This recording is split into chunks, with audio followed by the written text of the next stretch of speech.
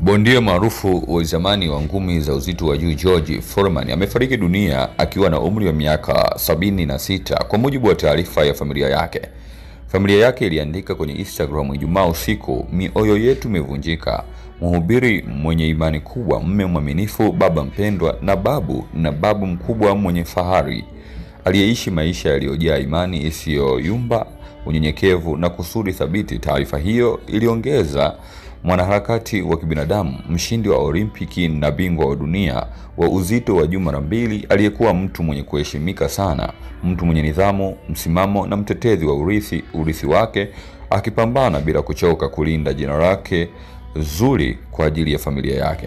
Akiwa maarufu kwa jina la Big George kwenye ulingo wa masumbwi, Marekani huyo aliyejenga moja ya taaluma za kipekee na za kudumu zaidi katika michezo hiyo, akishinda medali ya dhahabu ya Olimpiki mwaka 1968 na kutoa taji la dunia mara mbili kwa tofauti ya miaka 21. Ushindi wake wa pili ulimfanya kuwa bingwa mzee zaidi katika historia akiwa na umri wa miaka 45.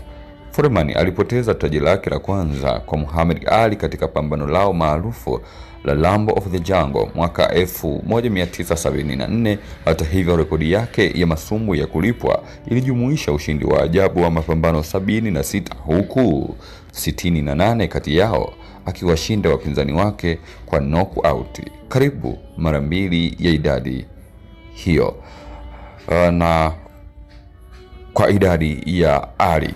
Alistaafu masumbwi mwaka 1997, lakini leo hii familia yake imeweza kutoa taarifa ya kwamba amepoteza maisha. Tumtakie kila heri. Tukumbuke Bwana alitoa na Bwana ametoa, jina lake lihimidiwe. Kumbuka hii ni Ambwene Media, usisahau kusubscribe na kubonyeza alama ya kengele ili kujipatia habari nyingi zaidi.